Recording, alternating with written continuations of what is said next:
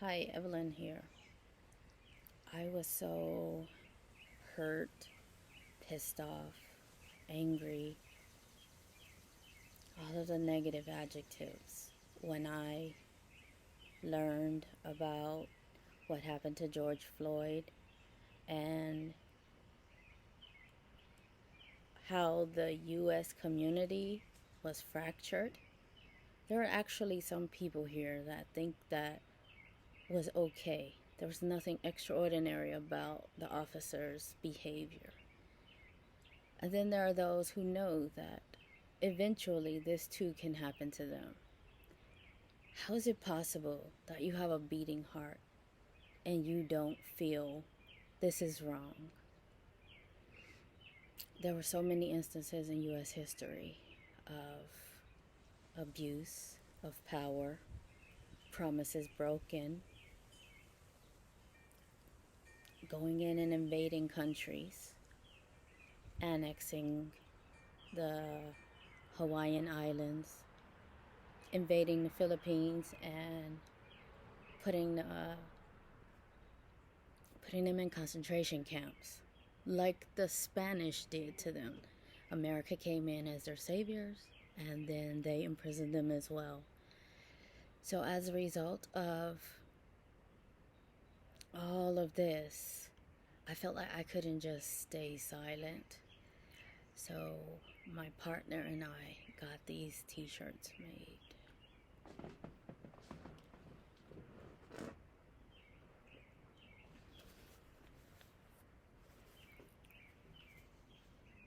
The fall of white supremacy is now.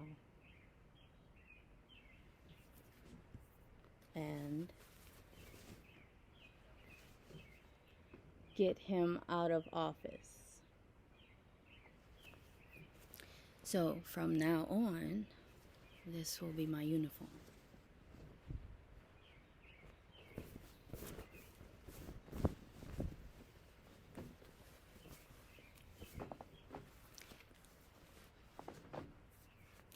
The only way change will happen is if you make it happen. Freedom that is handed out is never free. You have to fight for your freedom, and then you get it. So again, I'm calling for a civil war. And the good people in America, you need to choose. Because there are only two sides to this. Right and wrong. People of pigment, people without pigment. Which camp do you belong to? And if you find yourself in a camp because of your color, but the beliefs in that camp are not yours, you're allowed to choose your humanity over your color. So there are so many atrocities in American history. The indigenous people of this country, and I say indigenous, not Native Americans, because this wasn't America when it was their home. They now live on reservations. They have been, the soldiers gave them blankets with smallpox, and that killed them. They have been marched. They have been lied to. They have been shot. The list just goes on and on. So this has got to stop. The U.S. going over, telling other countries what they're doing is not right, when at the same time in their backyard, things are happening. Things have happened that should never happen, and it's time for them to be rectified. The president keeps saying ignorant things that if you have a brain, you can go and fact check, or you know for certain that it's not correct.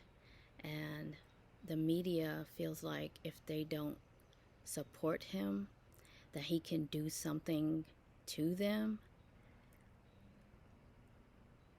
Okay, first of all, the First Amendment is there for a reason. But journalism is supposed to be about information, and they are misinforming the people intentionally. So it's best to go outside of the U.S. for your information about what's happening in the U.S. because hopefully you'll get a broader, more fact-based, accurate description of what's going on rather than the people in the media in this country who are kowtowing to the president and replaying his ignorant tweets, replaying his ignorant rallies, replaying his words. You're just perpetuating what he's saying. Why doesn't the media take him to task? Play every video clip where he said something dumbass and play every audio clip when he did the same. Compete, have his clips competing against each other. He says one thing one day and out the other side of his mouth he says something else. You already have all the information you need. You don't need to go and listen to him anymore and record any more of his rhetoric. Just paint an appropriate picture of what's going on. And right now, the picture is just splashed with blood. So again, I'm calling for a civil war. This president has to go. Actually, I will go one step further. I told my partner that I feel like I would make a better president. And I would look to the countries who got it right. For example, Iceland. They had the first female president in the world. When the stock market crashed in 2000, I don't know when, because it's been crashing all along in the U.S., Iceland's banks went down except for 3. The 3 banks that survived were owned by women. And that country took all of those people in the financial institutions to task, and they were prosecuted for their crimes. In this country, the people were given golden parachutes and were allowed to squander the money the government paid to save their institutions. This is not right.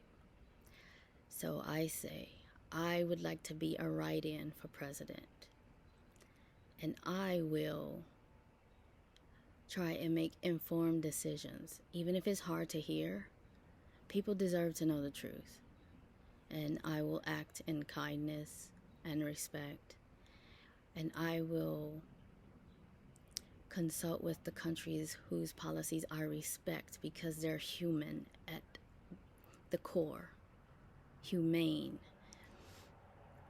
And one of the things that I would like to accomplish is, with 13 states' ratification, we can get rid of this Constitution. It no longer works. If it were such a supreme, complete, perfect document, there wouldn't have been a need to add on 10 amendments. And even those aren't fixing the problems that are inherent in a document that says all men are created equal. It doesn't include women. And then, because of Jim Crow, they had the nerve to say that the slaves were 3/4 of a man. What kind of bullshit is that? This country has had enough hate, bigotry, racism, divisive behavior, and rhetoric. It's time to focus on America. Fix America. Stop having areas of high wealth and then areas of extreme poverty. Stop allowing that to be the norm, that people are okay with that. We need to all rise or we're all going to sink. I repeat, we need a new constitution and 13 states need to ratify it. I would like to be the next president that gets that to happen, so it's a write-in. Because the Democrats aren't doing what they're supposed to do, the Republicans aren't doing what they're supposed to do. They were supposed to represent the people. but they're representing their own interests. Did you know that what the Republicans stand for now, the Democrats stood for before, and vice versa? They flipped platforms. But at the end of the day, they're both not serving the people, so they don't deserve to be a part of this story moving forward. We need a new system to figure out who should lead, because the power is resting in the wrong hands, and the people who most need to be cared for are being killed and forgotten, and that's not right. So when it's time to vote for the president, write in Evelyn, Caro, and thank you for listening.